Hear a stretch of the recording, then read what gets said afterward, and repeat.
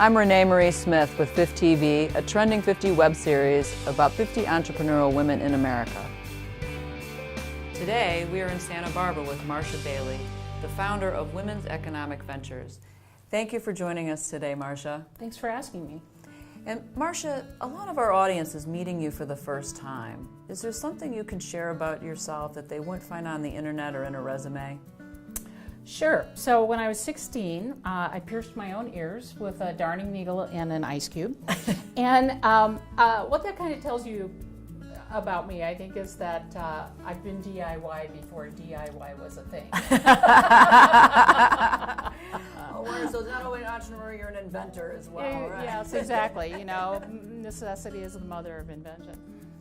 And approximately 30 years ago, you initiated what's now known as Women's Economic Ventures. And this was before, creating a forum for female entrepreneurs was in vogue. Can you share with us what inspired you to start on this path? Sure. So I had worked for the Santa Barbara Rape Crisis Center for 5 years, and before that I did my master's thesis on feminist and anti-feminist rhetoric of the suffrage movement. And so I was pretty well steeped in kind of the politics around women and women's access to opportunity.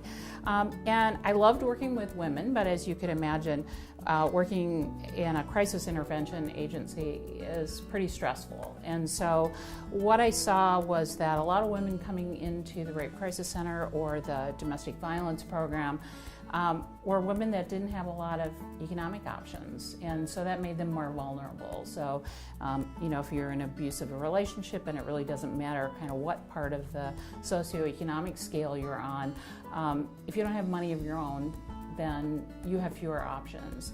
And also it was very personal. I mean, I went to high school in the 60s, college in the 70s, and graduated into a Mad Men kind of world that had started to evolve a little bit, but not nearly enough. And I had a really hard time supporting myself as a single woman. And I thought, if it's this hard for me, here I am, I'm white, I'm middle class, I'm college educated.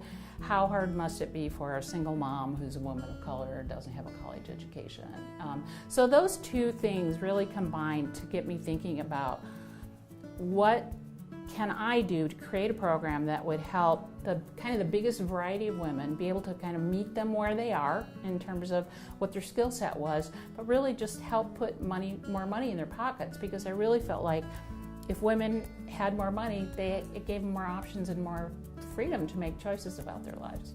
And that brings me to my next question, which of course is now, 30 years later, a very hot topic for female entrepreneurs, which is access to capital. Again, it's still difficult with getting small business loans through institutions.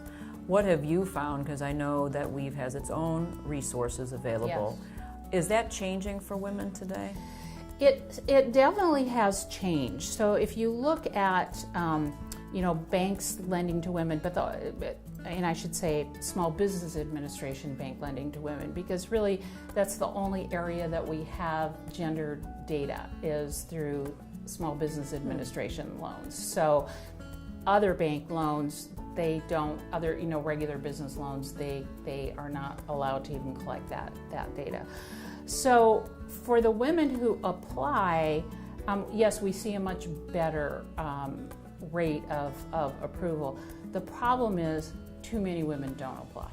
So they have their own kind of self-talk going on where they think that, I'll never get approved, so they don't even apply. So there's, I think, some risk aversion that goes on too, some fear around, lack of confidence about, do I really want to take on debt? But the other side of the picture, is equity.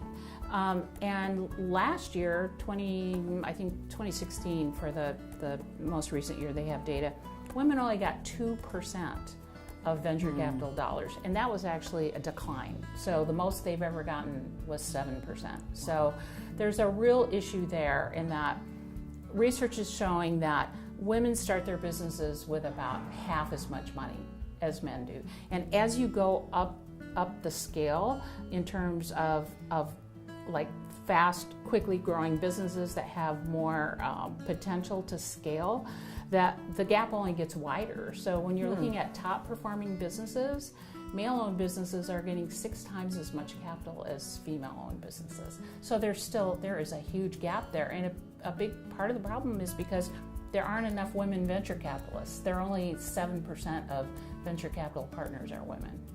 So that's so when it comes to the venture capital question, is that the women aren't asking, the funds are skewed towards the more male-dominant market, or a combination of both? It's a little bit of both. So when you look at studies that show what's the rate of approval when they ask, it's actually pretty high. I think it's higher than the percentage of women in there. So the other part is they're not asking. So this comes to, why aren't they asking? And from my observation over the years, I think it's because women don't have the confidence to think big enough.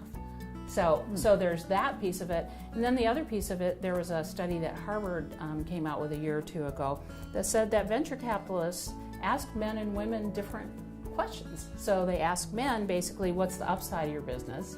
What's your projected ability to make money? And they ask women, what's the risk of losing money?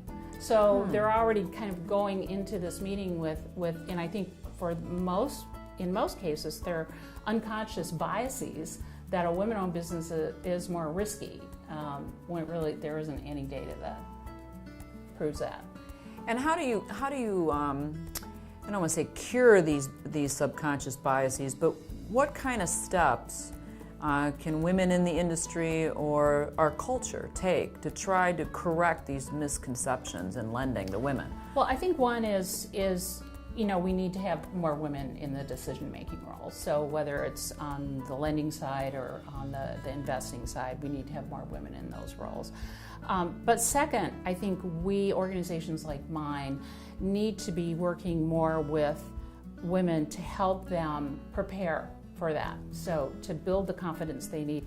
I've talked with women in STEM programs at our local universities, and they say women in the engineering program have faced the same kinds of crises of confidence that the women do who are opening, hair salons. So that's obviously a really big issue that we have to tackle, and I think we can do it by, role modeling and mentorship and really creating support systems. That's what, the women that go through our programs tell us, that the support that they got in the program, because they're in this group of women, was the most profoundly or had the most profound effect on how they thought about themselves and their business. Marsha, one of the goals for Trending 50 is to redefine the conversation about what success means to a woman and let them define success on their own terms. What does success mean for you? I've always been a very achievement-driven person. So on many levels, for me, that's what feels successful, that I have achieved, certain goals, that I've done good work. That's really important for me to know that I've done good quality work, that I've done the best that I can do on any given project. For me, I consider myself so blessed that for the last 30 years, I've gotten up every day and gone to do a job that I love, that makes a difference, and that I get paid fairly well for. How much better can it get to have a job where people tell you regularly that you changed their lives? That's the professional side, for me, is having that passion and that having a real sense of personal mission about my work. But I also am proud that I'm pretty good at compartmentalizing my life. Lots of women talk about how hard it is to balance their family responsibilities. For some reason, I've never found that very hard. It's just like when I go home, I try and turn off work, but I create boundaries for myself. It's like people will say, well, you don't read your email, on weekends. I go, no, I don't. That's my personal time. And so I think it's really important to set boundaries. And so I'm very proud that I've, raised two wonderful young feminist men. And I think it's because, I made that important. So when they were young, I didn't work as many hours, so frankly, I had because I was running my own organization, I had the ability to do that. I had the flexibility to do that. But for me, success, I would say, will continue to be to kind of take on new projects. So even after I retire, there are other things that I will want to do. I mean, to me, learning and growing, that's the spice of life. That's what makes life fun and exciting. Well, Marsha, thank you for being with us today. You're welcome. Thank you for having me.